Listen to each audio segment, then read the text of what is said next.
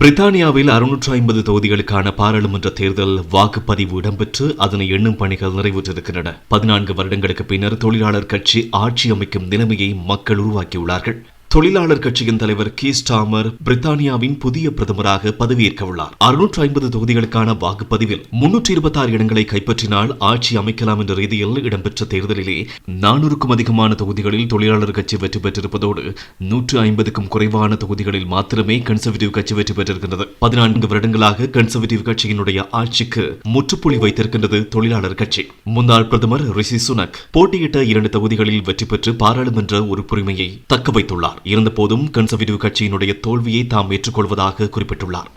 இதற்கிடையில் புதிய பிரதமராக பதவியேற்கவுள்ள கீர் ஸ்டார்மர் போராட்டங்கள் குழப்ப நிலைகளை தடுப்போம் என்று கூறினோம். அதற்கான காலம் உருவாகி இருக்கின்றது.